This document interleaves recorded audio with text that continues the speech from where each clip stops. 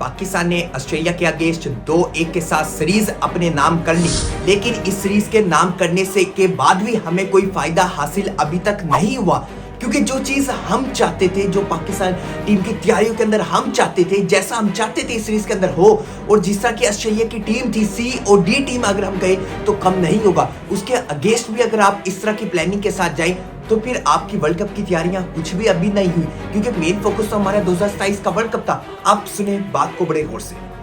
पहली चीज, पाकिस्तान ने जो प्लेइंग 11 अपनी पहले मैच के अंदर खिलाई, वही प्लेइंग 11 पाकिस्तान ने दूसरे ओडीआई मैच के अंदर खिलाई, और वही प्लेइंग 11 पाकिस्तान ने तीसरे ओडीआई मैच के अंदर खिलाई। यानी कि प्लेइंग 11 किसी भी मैच के अंदर चेंज करने का नाम ही नहीं लिया।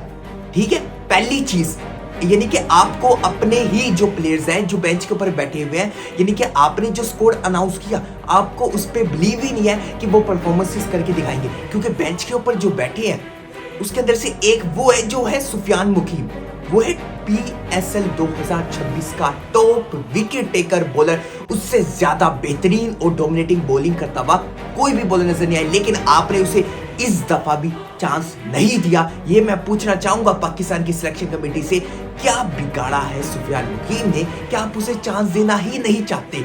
आपने अरफात मिनाज को दिया, आपने शदाब खान को दिया, आपने इब्रार अहमद को दिया, लेकिन जो टॉप विकेट टेकर है आप सुफियान मुकीम को यूज नहीं करते। पहली चीज। अगली चीज आप सुने कि साहिबजादा फरहान ओवरऑल इस सीरीज के अंदर एक्सपोज होते हुए नजर आए। 1.50 भी नहीं लगा सके साहिबजादा फरहान। ओडीआई के अंदर जो हमारी एक्सपेक्टेशन थी कि T20 से ज्यादा बेहतर रोल प्ले करेंगे पाकिस्तान टीम के लिए, ऐसा बिल्कुल नहीं है। इसका मतलब है कि फॉर्मेट अगर चेंज हो रहा है तो प्लेयर की परफॉर्मेंसेस ऑटोमेटिकली चेंज होती हुई नजर आएंगी। उसके लिए आपको एक बड़ी प्लानिंग की जरूरत होती है। पहले बांग्लादेश सीरीज में भी साहिबजादा फरहान को चांसेस दिए गए, 3 मैचेस खिलाए गए, वहां एक्सपोज हुए। फिर इस 3 मैचेस में ऑस्ट्रेलिया के अगेंस्ट खिलाया, यहाँ भी एक्सपोज हुए। यानी कि साहिबजादा फरहान 6 मैचों खेलने के बाद भी साफ तौर पे वाज़ेह नजर आ चुका है। 6 मैच काफी होती है वैसे प्लेयर के लिए, 2 से 3, लेकिन 6 मैच काफी है, तो साफ वाज़ेह हो चुका है कि साहिबजादा फरहान की ओडीआई के अंदर जगह नहीं बनी। उसके साथ साथ मां सदाकत की बात करें तो मां सदाकत को ये चीज समझनी पड़ेगी कि अगर आप पाकिस्तान टीम को के साथ खेलना चाहते हैं, रिप्रेजेंट करना चाहते हैं बड़े स्टेज के ऊपर, तो आपको अपनी छोटी इनिंग को बड़ी इनिंग में कन्वर्ट करना पड़ेगा। आपकी fast 22 run, 25 run, 30 run, 35 run की हमें जरूरत नहीं है। हमें आपकी वो इनिंग की जरूरत है जो आप 50 से लेके 100 के अंदर कन्वर्ट करें, 120 के अंदर कन्वर्ट करें, और यही उस चीज का गेम है। क्योंकि आपने अगर 2027 के वर्ल्ड कप की प्रिपरेशंस करनी है, माइंडसेट के साथ जाना है, तो आपको ऐसे ओपनर चाहिए जो कि आपकी गेम को बड़ी गेम में के अंदर कन्वर्ट करे। 30-40 से कुछ भी नहीं होगा ओडीआई के अंदर। अगली बात, बाबर आजम ने एक मैच में 64 रन नजर आए, फिर एक मैच में बाबर आजम 40 के ऊपर नजर आए। बाबर आजम चलते हुए तो नजर आ रहे हैं, बड़े अच्छी फॉर्म के अंदर है बाबर आजम। लगभग अगर हम बात करें तो बाबर आजम ने 114-120 रन लगाए हैं फॉर्म के अंदर, तो लेकिन बड़ी इनिंग के अंदर अभी तक कन्वर्ट नहीं कर पाई। दोनों मैचों में ऑलमोस्ट 250 तो ऑलमोस्ट कर चुके हैं, 150 और फिर एक 40 रन की इनिंग की बात करें, लेकिन बड़ी इनिंग में बाबर आजम भी अभी भी रिमेन रह रहे हैं, बड़ी इनिंग में कोई भी कन्वर्ट नहीं पाए। उससे अगली बात हम बात करें तो गाजी हो रही। अगर आप ये बात कहें कि एक यंगस्टर अगर एक मैच में परफॉर्मेंस करके दिखा रहा है और वो आपका पसंदीदा है कि आपने उसे मैच में खिलाना है, और अगर वो आपको 10 मैचों में से एक में 60 लगा के देता है, फिर आप उसे उस 60 की वजह से 10 अगले मैचों में खिलाएं, तो ये फिर नाइंसाफी होगी उन यंगस्टरों के साथ जो बेंच के ऊपर बैठे।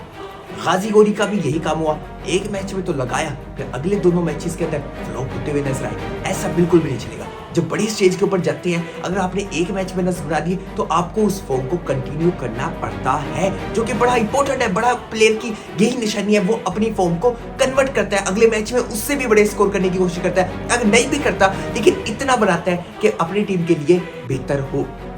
उससे अगली बात, सलमान अली आगा ना T20 के अंदर, ना टेस्ट के अंदर नजर आ रहे और ना ओडीआई के नजर आ रहे। तीनों फॉर्मेट के अंदर बिल्कुल ही बात करें, बिल्कुल शेप के अंदर नजर नहीं आ रही, वो कॉन्फिडेंस लेवल नहीं है, वो बॉडी लैंग्वेज नहीं है। एक बंदा शॉट की तरफ लगाने जा रहा है, एक प्लेयर शॉट की तरफ लगाने जाए तो उसका पता लगता है कॉन्फिडेंस से, उसकी बॉडी लैंग्वेज से पता लगता है ये शॉट लगा देगा, लेकिन वो कॉन्फिडेंस ही नहीं है। आउट होना अलग बात है, लेकिन वो कॉन्फिडेंस भी सलमान अली आगा के अंदर अभी तक मौजूद नहीं है। ऐसा क्या है इसके पीछे वजह?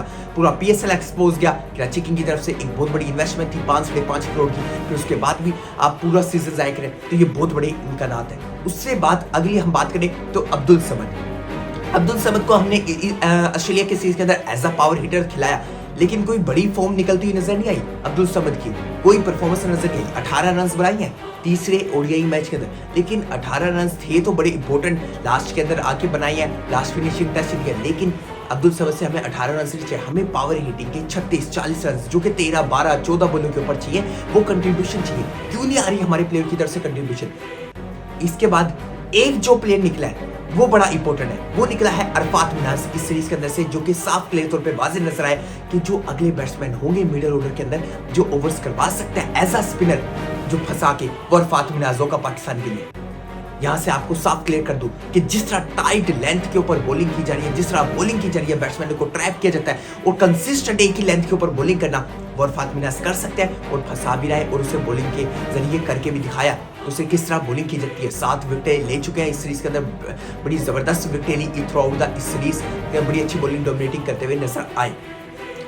उससे अगली हम बात कर लें तो शादाब खान के ऊपर एक बहुत बड़ा क्वेश्चन मार्क है। शादाब खान को अब माइक हैसन की तरफ से कहा गया कि एज अ बैटिंग ऑलराउंडर तो ये बहुत बड़ा लम्हे फिक्रिया होगा, क्योंकि शादाब खान हमें सब जानते हैं इस बारे में कि Shadab Khan as a bowling allrounder team के अंदर आई थी और 2017 की चैंपियन ट्रॉफी के अंदर भी हमने ये चीज देख ली थी कि परफॉर्मेंस करके दिखाई थी 2017 के बाद। लेकिन ऐसा नहीं चलेगा शादाब खान की कि हम 70 के बाद शादाब खान को टीम के अंदर रखें और इस बिना पे रखें कि सुफियान मुकीम को बेंच पे बिठा के रखें, तो ये नाइंसाफी होगी उस बॉलर के साथ जिसने इतनी परफॉर्मेंसेस देने के बाद भी टीम के अंदर ना आई। अब पूछा जाए पाकिस्तान की सिलेक्शन कमेटी से, क्या सुफियान मुकीम ने ऐसा कह दिया है, क्या ऐसी गलती कर दिया है, या फिर क्या उसके अंदर ऐसा फॉल्ट है कि आप उसे टीम के अंदर लाना ही नहीं चाहते उस बेस पे भी कि जब वो पीएसएल का top wicket taker bowler first number के ऊपर विकेट लेने वाला सुफियान मुकीम क्यों नहीं लाते? उससे अगली बात कर लें तो शहीन शाह अफरीदी इस सीरीज के अंदर बड़े अच्छे पॉजिटिव चीजें नजर आई। शहीन शाह अफरीदी उस पेस के अंदर भी नजर आए और पहले ओवर के अंदर जो शहीन शाह अफरीदी की सबसे बड़ी की थी, स्ट्रेंथ थी, विकेट लेना, वो चीजें भी नजर आई। शहीन शाह अफरीदी की बॉलिंग के अंदर तारीफ करनी पड़ेगी, जिसने की है उसकी तारीफ करनी पड़ेगी। शहीन शाह अफरीदी फॉर्म के अंदर नजर आए। हारिस रऊफ की बात करें तो हारिस रऊफ भी बड़े यूजफुल रहे हैं इस सीरीज के अंदर, ज्यादा एक्सपेंसिव तो रहे लेकिन मिडिल ओवर्स के अंदर आके जो बड़ी क्रूशियल विकेट पाकिस्तान को ब्रेक थ्रू दिला देना वो बड़ा इंपॉर्टेंट था। पार्टनरशिप को ब्रेक करना बड़ा जरूरी था। हारिस रऊफ जैसा बॉलर टीम में जरूरी होना चाहिए जो कि अपनी पेस से अगलों को डरा सके, यही चीज होती है जब आपको विकेटें मिलती हैं। उसके बाद इमरान अहमद बेहतर नजर आए। तो ओवरऑल ये चीज देखने के बाद एक चीज तो पता लगी कि पाकिस्तान ने रिस्की फैसले इस सीरीज के अंदर भी नहीं लिए। इससे बेहतरीन मौका आपके पास नहीं था कि जहां ऑस्ट्रेलिया की सी और डी टीम हो, जहां ऑस्ट्रेलिया के पास अपने मेन क्रूशल प्लेयर्स ना हो और फिर आप उस टीम के अगेंस्ट भी प्लेयर को चेंज ना करने जाएं, तो फिर ये आपके ऊपर बहुत बड़ा क्वेश्चन मार्क ये लगता है कि आपको अपने प्लेयर्स पर ही बिलीव नहीं है। जो आपने स्क्वाड तैयार करवाया, आपने तो स्क्वाड बहुत तैयार करवाया जो कि ओवरऑल आपको लगता था कि ये सबसे बेस्ट स्क्वाड है पाकिस्तान का, तो फिर आप क्यों नहीं फैसला लेना चाहते? आप चेंज करते, 2 से 3 प्लेयर चेंज करते, क्योंकि आप चेंज करेंगे तो आपको पता लगेगा कि इस प्लेयर की ये जगह। फिर क्रूशियल टाइम के ऊपर एक ऐसा मोमेंट आता है, कोई प्लेयर इंजर्ड हो जाता है, जब आपको फिर समझ नहीं आ रही होता कि इस प्लेयर की जगह इस नंबर के ऊपर कौन से प्लेयर को खिलाए, क्योंकि वो सेटलमेंट पहले से बनी नहीं होती। जब आपकी सेटलमेंट पहले से बनी होती है फिर आपके लिए बड़ा इजी होता है इन चीज़ों को चेंज करना, नंबरों को चेंज करना, बैटिंग ऑर्डर को चेंज करना।